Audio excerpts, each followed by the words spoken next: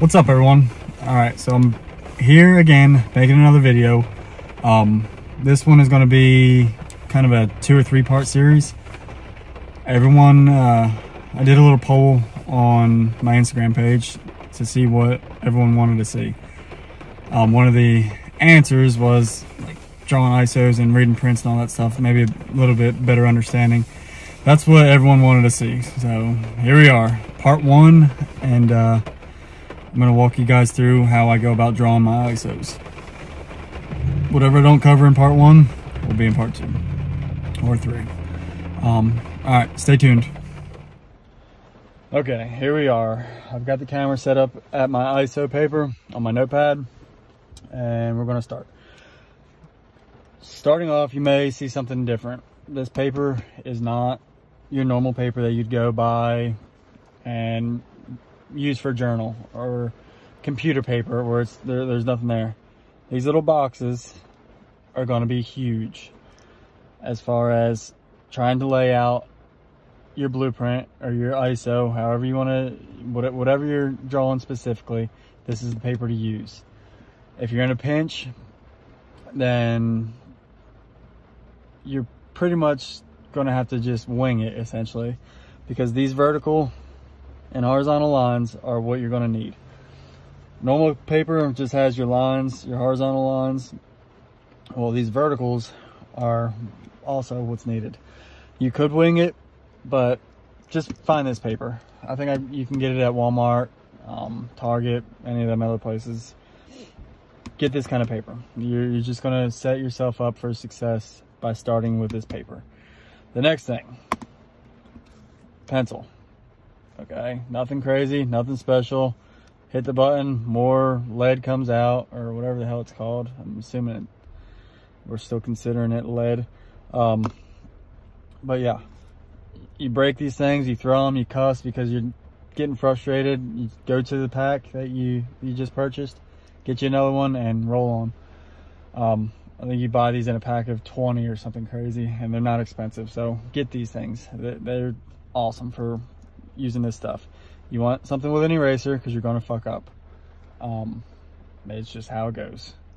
I still do. I still am always, I think I want to change something, or that line shouldn't have went this way, or whatever the case may be. So use a pencil. Don't use a pen. Don't use a marker. You just don't do it. Okay. The next item that I use. This here is the tool that I've been talking about. This one is made by Template Designs. You've got your valve drawings, you've got your lines, so you can make if you have jacketed pipe or something, whatever the case may be, you can go about it that way. It's just, this thing is incredible. Yeah, it's even showing pumps. I don't use that kind of stuff for my specific drawings because I don't typically need to. But this is what is going to change your world when it comes to these drawings.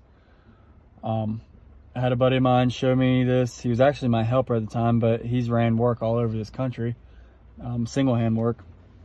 And he showed me this. He's the one that really allowed me to step up my drawings and look at them and view them in a different way. For how long? I guess my watch said something. To get to the home screen, just what is this thing doing? Okay. Anyways, my watch was going crazy. Yeah, so this thing has changed my world. A buddy of mine was helping me. He runs work all over this country. He's actually a rig welder now. He didn't always start off as a rig welder, but he's probably one of the best pipe fitters that I've ever met in my life. But I was asking him, I said, why do you take so much time on your prints if you don't need to? Like, couldn't you be working on what you're doing? And he said, well, if I'm working on the prints and it's taking a little bit longer, there's no messing up. There's no error. I'm going to be able to look at my prints, know exactly where a flange is or where a T is supposed to go. There's not going to be any misconception of what is what. And if I have to hand this print over to someone, they're going to know exactly what it is, because it'll look exactly like a print. I'm like, okay, well, I don't really believe you that much. So he started drawing his prints, and I'm like, oh my gosh, this is insane. He labeled everything. He put the dots where the wells are supposed to be. I mean, it was incredible. It was so easy to look at, so easy to read. These things will get you kind of turned one way or the other sometimes. So the more information and the neater and cleaner that you have it, the better off you're going to be. Now, I'm going to start off with doing some drawings. The way I normally start, if I go to a facility and there's nothing there and I'm wanting to start laying out whatever I'm needing to lay out, I'll get to the location and I'll find my north coordinate. North, not south, not east, not west. You want north, or I base everything off of north. If you're looking at a blueprint or an ISO, you're going to see at the top left corner, there'll be a compass indication. That's normally where your north is going to be. So I'll right off the bat type north. You can do it however you want. You want to be fancy, go for it. I normally do that and circle. Okay, so that way is my north. This way is south. Okay, so I know which direction everything's going. And you got your east and your west. I mean, pretty self-explanatory based off of your north coordinate. Normally when we think of your compass coordinates, it essentially is a cross. Up, down, left, right. The way these are drawn is based off of a specific compass coordination. Get that coordination and go from there. So say I've got a piece of pipe that's going to be going this way. It's going to shoot down in elevation. It's going to continue to run. It's going to pop up in elevation, but the pup length is going to be different here than it would be here. And then it's going to make a turn towards the west. Let me go over how I would draw that. Okay, so starting off, I'm lining this edge up of my template with the lines, with the vertical lines on my box. So got that there, boom. We've got our southern direction. We're heading south, okay? Now, like I said, it's gonna drop down in elevation. So what we're gonna do, we're gonna line that up, get everything nice and adjusted. We're gonna come down. Okay, there we go. And I said it's gonna run even more south. Okay, so let's go. We'll do it like that. Hopefully you guys are able to see all this. Okay.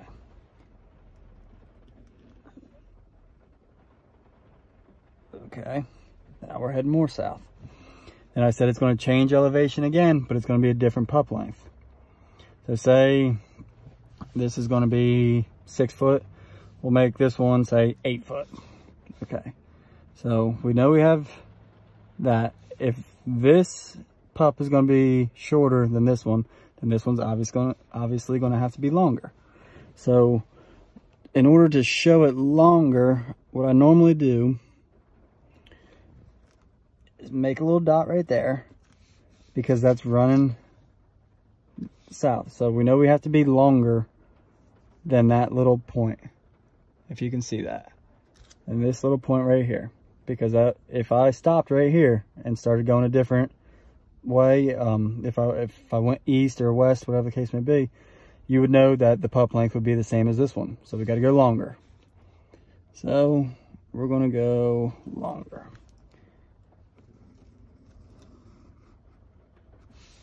Okay, click that thing once, I guess. We'll try it again. Okay, there we go. We know that this pup length is longer. Then I said we're gonna head west with this thing. So how the heck do we show on a print which way we're gonna go? People think this is where it gets everyone messed up. This is where people are like, what the heck, how do I do this? And I don't want to do this anymore. Okay, so what I specifically do, I said we're gonna head west, right? Well, we know north, south, east, west. Okay, so I will line that sucker up like that, or we can go past it and just, so we don't have a point. All right, so we're gonna go this way. We're heading west.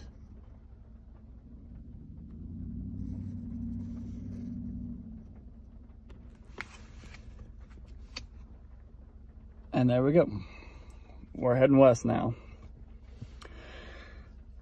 See how this line crosses over this? You can do it one of two ways for you to really understand what exactly is going on. I normally jump my vertical lines where I don't come all the way through it. I'll stop right before it.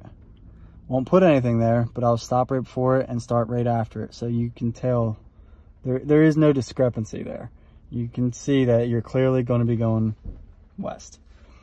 Now, let's just say we want to go back south again. All right. Line this back up like that. Heading south. Okay, now this is literally not an uncommon piece to make at all. You would lay everything out and get your measurements. If you already have your measurements, you know what it is, and you just want to redraw it so you can have it look in your own specific way, then by all means. You can tell right now which way all the directions are going, okay? Like I said, we started with our north coordinate. We know we're going to go south. We know we're going to go north. Or, well, we're heading from north to south. We're heading east, we're going west, we're going back south. So once you have all that stuff, you're not done yet. I don't think this is a completed print. If someone was to give this to me, I would say, well, what else is there going on? Because you just don't know. So I personally like to even put my welds. There's where your welds are going to be. Okay, I see the camera is kind of shaking, but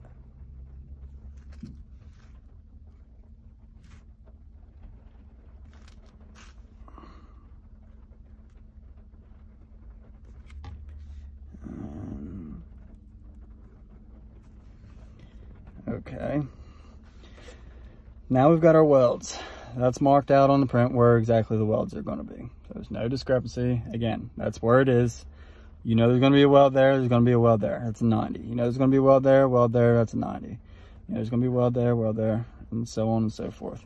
Now, let's say we want flanges on the end of this thing. So we want a flange there and a flange there. What I do, I'll come to the end there. Boom. Hopefully that's able to be seen. Come up here. Make my weld. Boom. Okay, there's that. Now say there's going to be, let's say there's going to be a thread outlet. Okay. So what I normally do,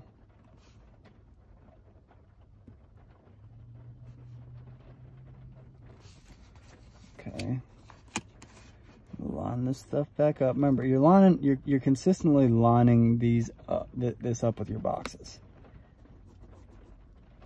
I would do this.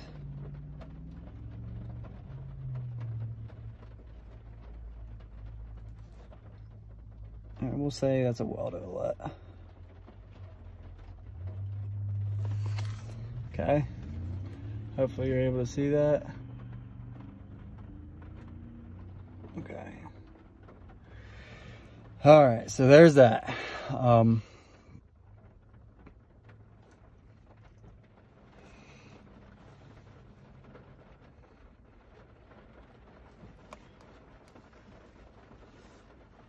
Okay, now say we, for some reason, have to put a futures in, and the plant or company or whatever the case may be wants to have a T in one of the lines somewhere, and then they're just going to blind it off. Well, what we do, we figure out wherever it's going to be, but say we're just going to put our T right here.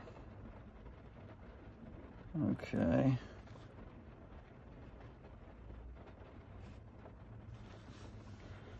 Okay, now we're going to put our welds. Say they're just going to blind it off like I was saying. Yeah.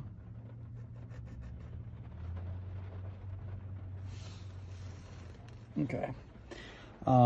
What else can we throw in here? All right, now say it's a, say this is directional, and you have to figure out which way the line or whatever is in the line is flowing.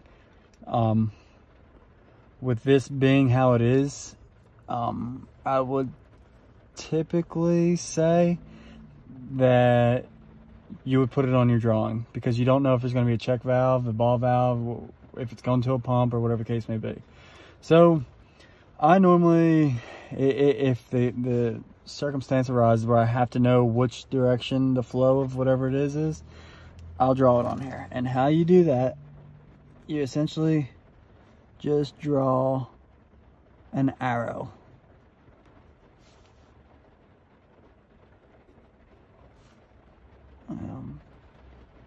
It's a bit hard with this camera right in my way.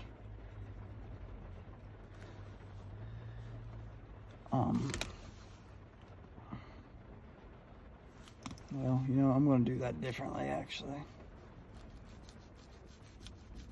We're going to, remember what I was saying, you need an eraser because you're going to mess up? Well, that's exactly what I was saying. All right, say, okay, so we want flow.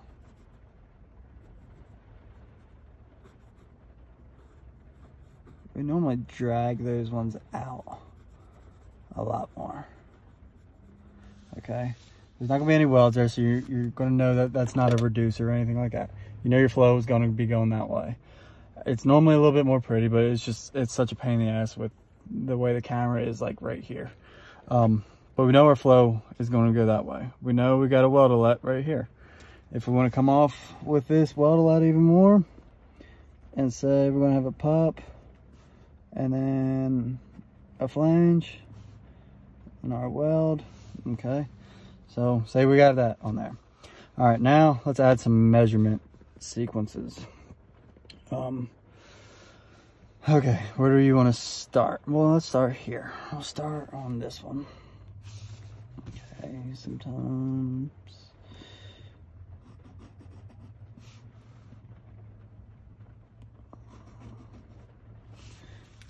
we'll go off of that. We'll say face of flange to center line of my 90. Okay. Remember, we're lining everything up consistently. That's what's going to keep everything nice and clean. Don't go all the way across. Stop before it. Okay. So from face of flange all the way to my center of my 90, it's going to be a measurement. We'll say that's going to be 20 foot. Okay. But say with everything going on, you're wanting to put your pup lengths down also. Do not put your pup lengths right below it, just like you would your measurement. What you would do with that is, I'm going to show you. All right, say this is a takeout of, we'll say 6 inches for some reason. Just go with it for a second. So that's going to be takeout of 6 inches. That's going to be takeout of 6 inches. So we'll say a foot. So our pup length is going to be 19 feet.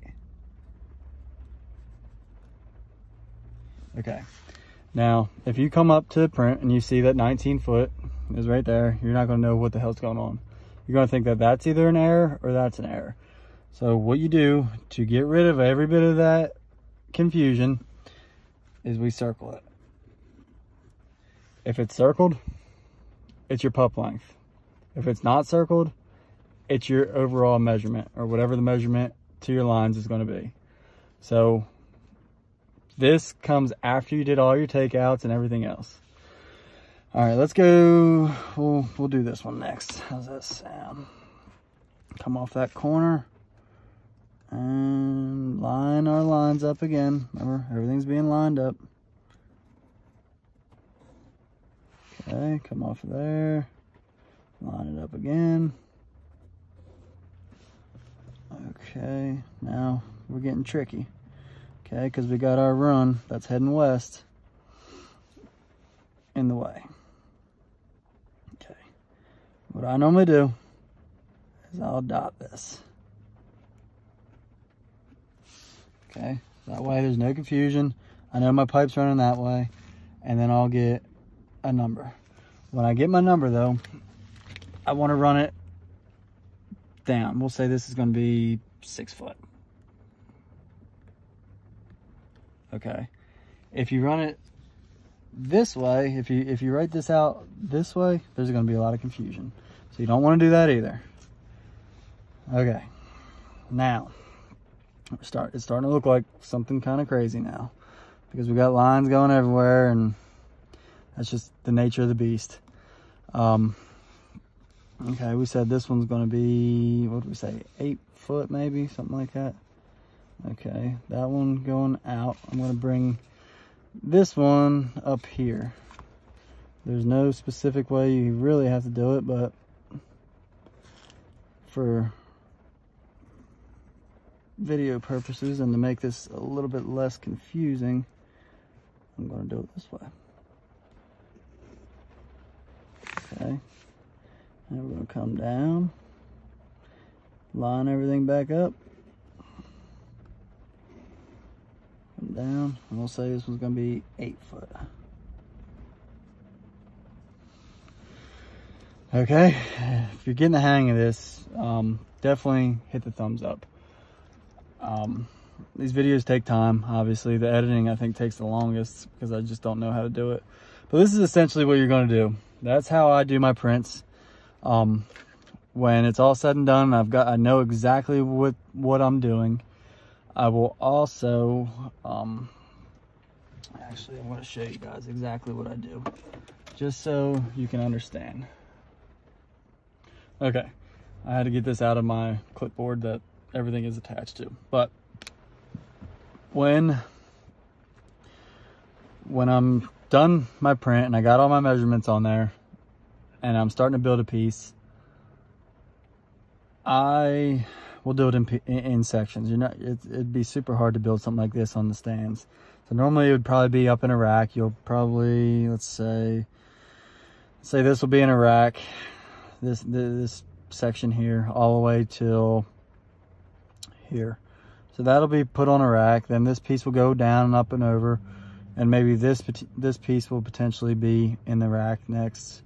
So it's going to be done in pieces. To set something like this, it'd be a pain in the ass. So if I'm building this piece and there's a lot of fab going on, I will, boom. That way I know that I've made this specific piece. And if I made this weld, I know I'm going to come all the way down to that 90, because that 90 is going to be on there. And I'll stop. Now say I'm building this leg in another part of the facility or the plant. Okay, so I will